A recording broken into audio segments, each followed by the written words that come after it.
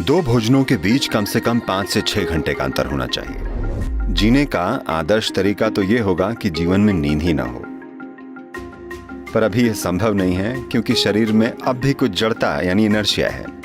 तो नींद कम से कम हो, बाकी समय शरीर आराम से रहे।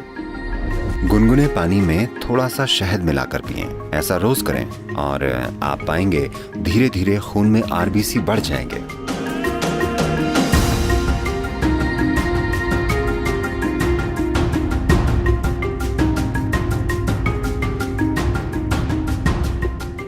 अगर भोजन की बात करें, सबसे महत्वपूर्ण चीज जिसका आपको ध्यान रखना चाहिए वो ये है, किसी दिन जब आप कोई भोजन खाते हैं, चाहे आप जो भी खाते हैं, आपको ध्यान रखना चाहिए कि वो भोजन कितनी जल्दी पचकर आपका हिस्सा बन जाता है।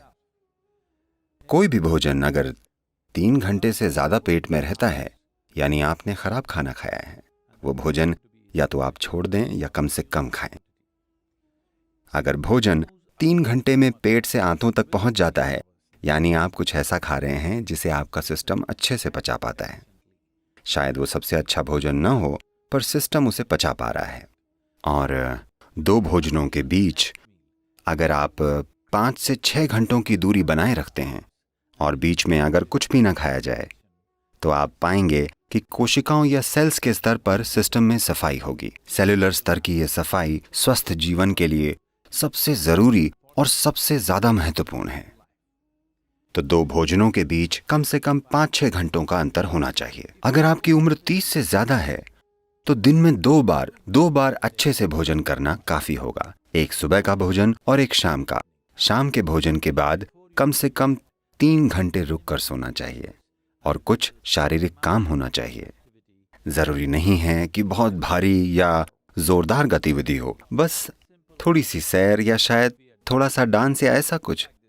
अपने लिए कुछ ऐसा करें ताकि शाम के भोजन के बाद कम से कम 20 से 30 मिनट कुछ शारीरिक काम हो। ऐसा करने से आपका सिस्टम काफी स्वस्थ होगा।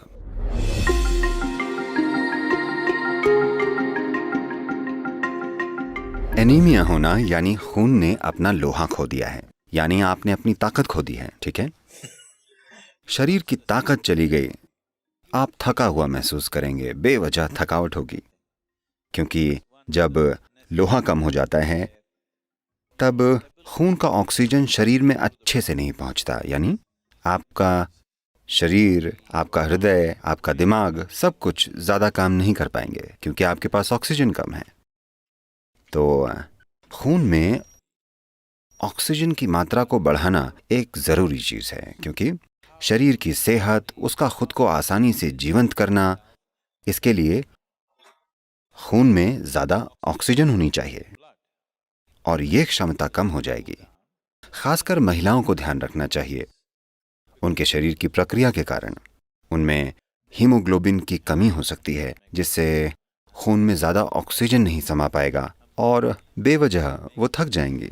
अगर आरबीसी कम है तो बुद्धि पर भी असर होगा, क्योंकि दिमाग में ऑक्सीजन कम होगा तो इसका असर शरीर और दिमाग दोनों पर होगा।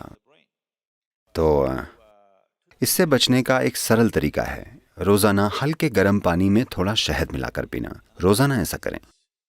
इससे धीरे धीरे आरबीसी की मात्रा बढ़ जाएगी। खून में ज्यादा ऑक्सीजन होगा तो अचानक ज्यादा ऊर्जा महसूस होगी, अचानक सब सक्रिय हो जाएगा, शरीर का कायाकल्प होगा, मृत कोशिकाओं की जगह नई कोशिकाएं पैदा होंगी। जो जड़ता आप अपने शरीर में और अपने मन में महसूस करते हैं वो बहुत कम होने लगेगी।